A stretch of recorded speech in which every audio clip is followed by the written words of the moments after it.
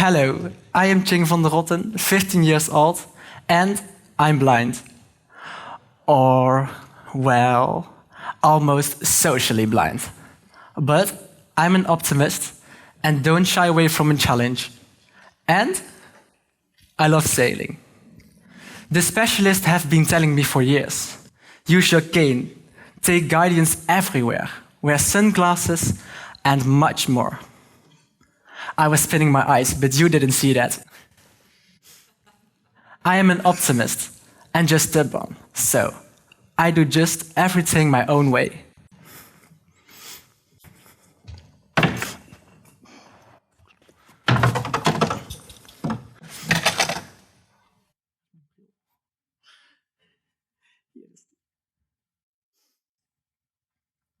I am an optimist and just stubborn, so I just do everything my own way. For instance, I'm trading in my sailing boat, an Optimist, soon for a very much bigger sailing boat, the Thalassa. The classroom I am about to trade in for the great outdoors of the Atlantic Ocean. But what do I actually see? I have a vision of around 5 to 8%, which basically means nothing at all. Just kidding. Everything you see at 10 meters, I see at 1 meter. In addition, I don't see any depth, which means I cannot see up and down very well. But I am an optimist.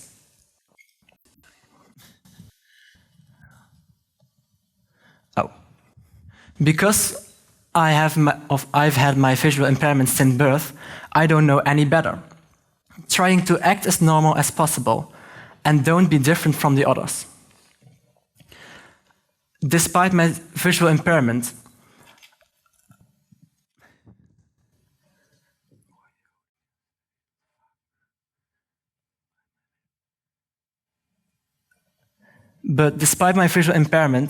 I push the limits and keep challenging myself. I hope to join School at Sea next year. School at what? School at Sea. Yes, you heard it right. School at Sea. But what is School at Sea actually? School at Sea is a development program where you go on a half-world trip in 6 months. We sail to the Caribbean on the three-master called the Thalassa. But who is we? We sail with 37 fellow school children from all over the Netherlands. 5 teachers and a 7-member crew who don't have to do anything for half the trip. Why do not to have anything half the trip? Because we do a lot ourselves. Then you can think of setting sails, keep the ship clean, maintenance, navigating, and cooking ourselves.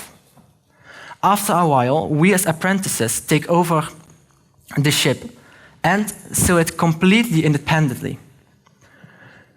During this trip, we will visit several countries where we carry out expeditions and learn in a different way than how you learn at school.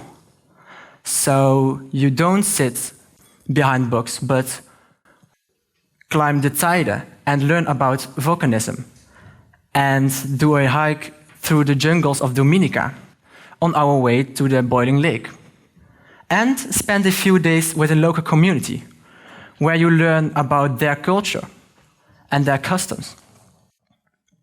So we learn a lot of practical things instead of learning everything from a book.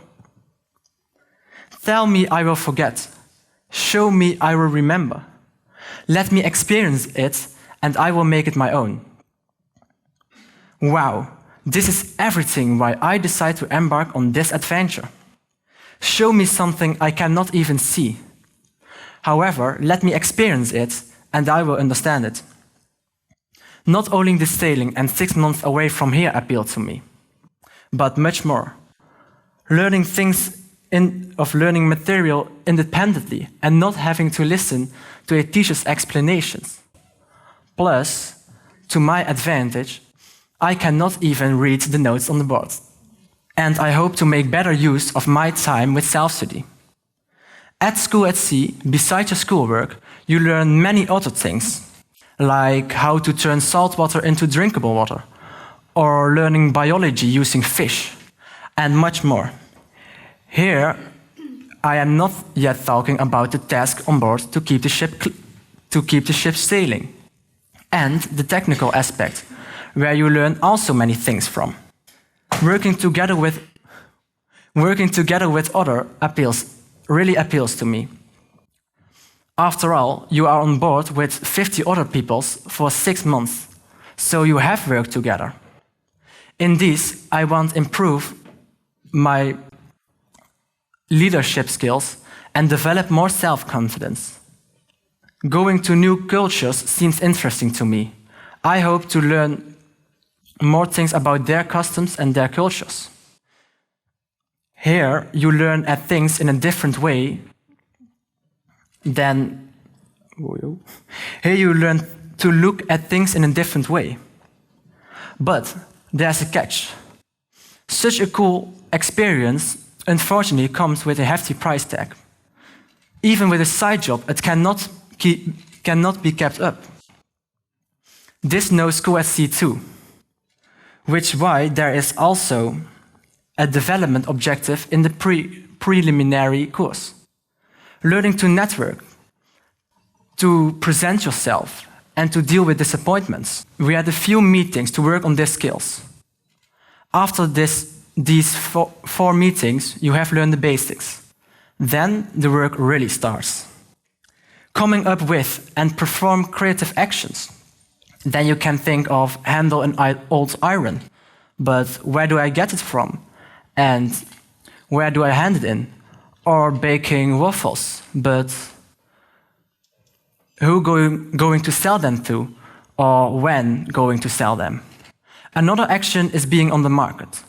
But what would I sell them? Or when or where is the market? And likewise, I need to approach companies. But which company should I have? Who within the company should I have? And why would they sponsor me? A lot of work to figure out, where a network comes in handy.